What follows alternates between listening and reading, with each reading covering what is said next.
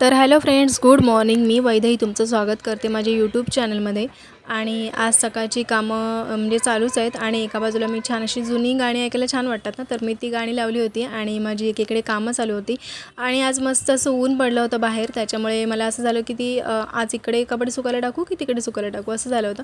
तसं मशीनमधलेच कपडे असतात, पण काही कपडे असे दाट असतात ना, त्यामुळे ते सुकायला थोडा टाईम घेतात. तर ते झालं. त्यानंतर मग मी बाकीची भांडी वगैरे झाली होती ती घासून घेतली. म्हणजे सकाळची चहा नाश्त्याची टिफिनचं वगैरे असतं ना सगळं, ते मी मग एकदम लास्टलाच भांडी घासते, अशी सारखी घासत बसत नाही. तर मग ते इकडे काम चालू होतं माझं. आणि हा जो पोलपाट दिसतो ना तुम्हाला, हा माझा खूप जुना पोलपाट आहे. जेव्हा मी मुलींसोबत राहायची ना, ऑफिसला जायची तेव्हा बॅचलरमध्ये तसं, तेव्हा घेतलेली भांडी होती ही माझी सगळी. बऱ्यापैकी थोडंसं म्हणजे 1-2 भांडी असतील जी मी नवीन घेतली असतील. बाकी अशी कुकर वगैरे जे आहेत ते मला लग्नात भेटलेल्या वस्तू आहेत. त्यामुळे ते पोलपाट जे आहे ना ते खूप जुनं आहे आणि मला आवडतं. त्याच्यावर चपात्या वगैरे खूप छान लाटल्या जातात. आणि ते असं दिसतं मध्ये काळं, पण ते ॲक्च्युली मी त्याला रोज घासते, त्यामुळे असं वाटेल तुम्हाला की ते एवढं काळं का पडलं आहे, पण ते काळं पडलं नाही आहे, ते ओरिजिनली तसंच आहे. तर त्यानंतर मग मी दुपारच्या जेवणामध्ये ना म्हणजे छास बनवायला घेतलं होतं. आणि मला ना असं छास हे बनवायला आवडतं. थोडंसं आपण मठ्ठा बनवतो ना का, लसूण कोथिंबीर वगैरे टाकून, तर मी ते तसंच बनवत होते आज. कधी-कधी मी प्लेनसुद्धा असं पिते, म्हणजे मीठ आणि थोडीशी साखर टाकून. पण कधी-कधी मला असं प्यायला आवडतं आणि ते शरीरासाठी चांगलं पण असतं. त्यानंतर मग मी जेवण करून घेतलं इथे टी व्ही बघता-बघता. आणि काळ्या वाटाण्याची भाजी केली होती आज टिफिनमध्ये त्यांना. आणि मग मी माझ्यासाठी पण तेच असतं, फक्त थोडंसं काय पापड वगैरे जर मी एक्स्ट्राचे माझ्यासाठी काढले तर. पण मी शक्यतो नाही काढत. आणि संध्याकाळी मिसळ करायची होती, त्यामुळे वाटाणे मी एकीकडे भिजत टाकले होते. आणि त्या दिवशी मी किराणा भरला होता ना, तर तो माझ्याकडून म्हणजे सगळी यादी वगैरे करायची राहिली होती आणि भरायचासुद्धा होता. त्यासाठी मी आधी ना टाकीमधलं जे काही जुनं सामान आहे ते एका साईडला काढून ठेवते, म्हणजे एका डब्यामध्ये, जेणेकरून ते पहिले यूज करून जाईल. आणि हे चांगलं जे नवीन सामान असतं ना आत्ताचं आणलेलं, ते मी टाकीमध्ये आधी टाकी स्वच्छ धुवून घेते आणि मग टाकीमध्ये भरते. तर इथे माझं ते काम चालू होतं.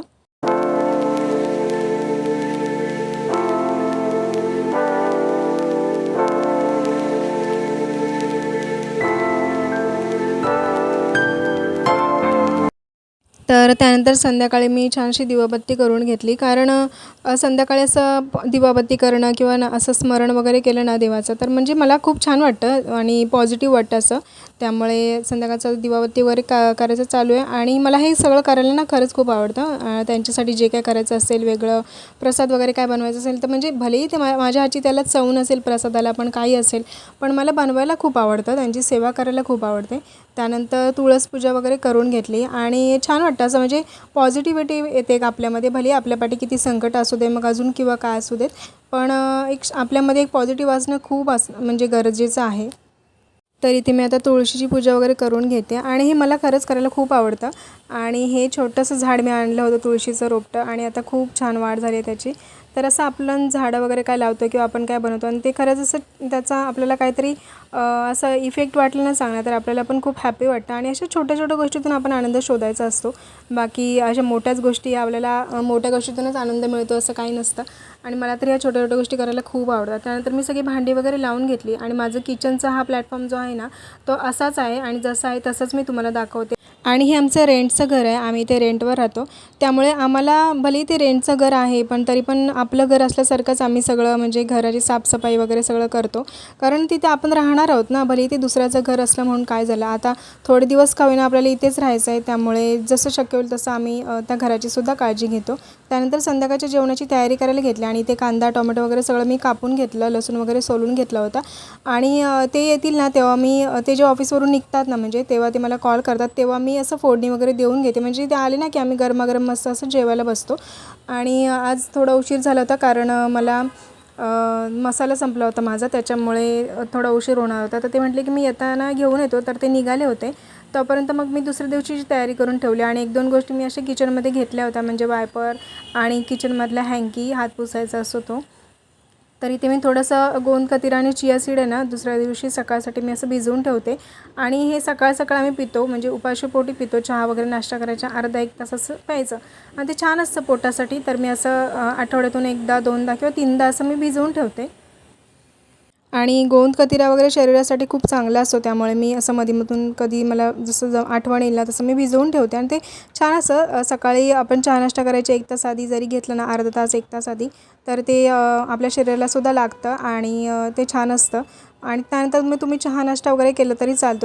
त्यानंतर मग मी ड्रायफ्रूटसुद्धा भिजवून ठेवले दुसऱ्या दिवशीसाठी, कारण उपवास वगैरे होता ना, त्यामुळे म्हटलं उद्या ज्यूस करून पिऊया ड्रायफ्रूट्सचा वगैरे, असं बनाना वगैरे टाकलं तरी तो छान होतो. रात्रभर भिजवून ठेवल्याने ड्रायफ्रूट्स की मग ते मिक्सरमध्ये छान ब्लेंडसुद्धा होतात आणि मग छान लागतात खायला.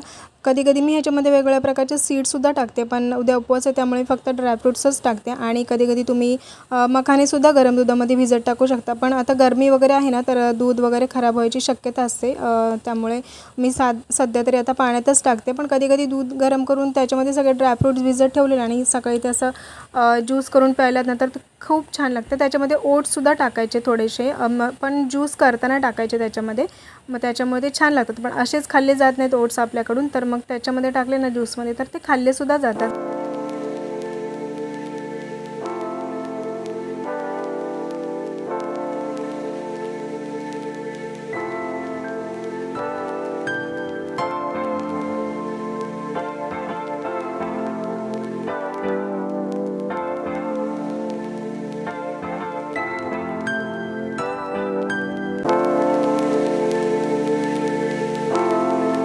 काल मी आलू पराठे बनवले होते ना, तर त्याचं थोडंसं सारण होतं ते राहिलं होतं, म्हणून मग म्हटलं त्याचे वडे बनवून घेऊया आणि मिसळसोबत ते खायलासुद्धा छान लागतील. तर मी एकीकडे बेसन वगैरे काढून घेतलं आणि बेसनमध्ये सगळे मसाले वगैरे टाकून छान भिजवून घेतलं.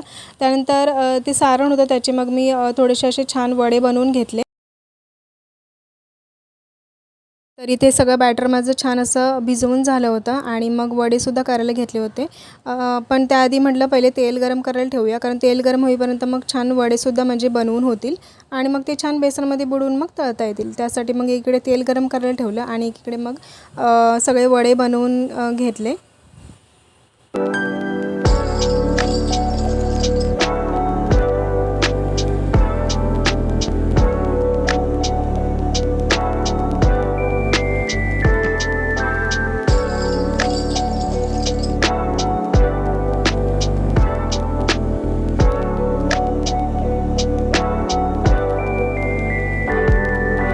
आणि इथे मी छान असे वडे तळून घेतले आणि ते सुद्धा आले होते ऑफिसवरून, त्यामुळे मग मी बाकीची मिसळची पण तयारी करायची होती, म्हणून मग एकीकडे ते सुद्धा करायला घेतलं.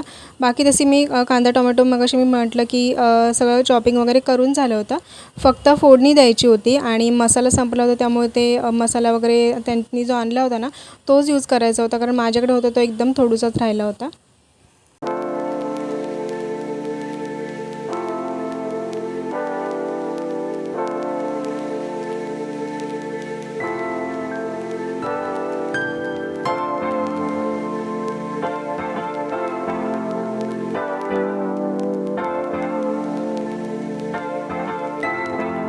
त्यांना उशीर झाला होता, त्यामुळे त्यांना सुहानाचा मसाला तर नाही भेटला, पण जो मसाला भेटला ना तो ते घेऊन आले होते, कारण सुहाना मसाला मला खूप आवडतो. त्याची मिसळ किंवा मग बिर्याणी छान होतात त्याचे पदार्थ.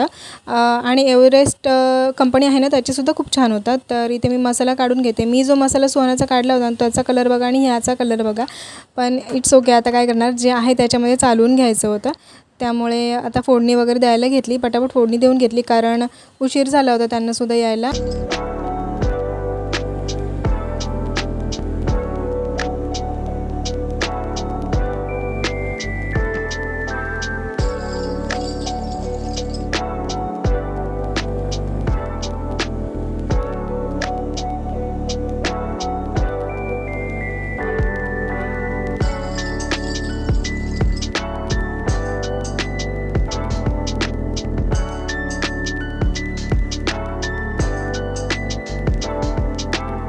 कुकरच्या 1-2 शिट्ट्या बाकी होत्या, त्यामुळे बाकीची मी तयारी करून घेतली आणि मस्त इथे अशी मिसळ तयार झाली. आणि छान गरम-गरम असेल ना तर खायलासुद्धा मजा येते, त्यामुळे मग मस्त आम्ही अशी तयारी करून घेतली. आणि ही जी सजावट चालू आहे ना ती यांची चालू आहे. यांचं असं असतं की थांब मी करून देतो तुला आणि मस्त आपण खाऊया. मग आधी सगळं तयारी करून घ्यायची असते म्हणजे त्यांना. तर त्यानंतर मस्त आम्ही छान मिसळ खाऊन घेतली आणि त्यानंतर मग आपलं नेहमीचंच काम भांडी घासायचं ते करून घेतलं. त्यानंतर मग माझं थोडंसं बाकीची कामं होती, म्हणजे ज्वेलरीचीसुद्धा कामं होती, तीसुद्धा करायची होती. आणि पहिले हे सगळं स्वच्छ करून घेत नाही तोपर्यंत आपल्याला थोडंसं मनाला शांतता काही मिळत नाही. त्यामुळे मस्त असं भांडी वगैरे घासून घेतली. किचन वगैरेसुद्धा क्लीन करायचं होतं. मग काय मस्त ब्लूटूथ कानात टाकलं आणि मग गाणी ऐकत बाकीची सगळी कामं करून झाली फटाफट. त्यानंतर पाणीसुद्धा गरम करून घेतलं, कारण सध्या पावसाळा तर पाणी गरम करूनच घेतलेलं बरं. कारण थोडंसं व्हायरल इन्फेक्शन्स वगैरे चालू आहेत, म्हणजे जसं की ताप, सर्दी, खोकला वगैरे असं आजारसुद्धा आले आहेत आता. तर इथे मस्त माझं किचन स्वच्छ करून झालं आहे. आणि सकाळी ना असं उठल्यावर असं हे किचन स्वच्छ बघितलं ना की खरंच खूप छानसुद्धा वाटतं. तर असा होता माझा आजचा व्लॉग, आणि कसा वाटला ते मला नक्की कमेंट करून सांगा. चला तर भेटू नेक्स्ट व्लॉगमध्ये. Take care, bye bye.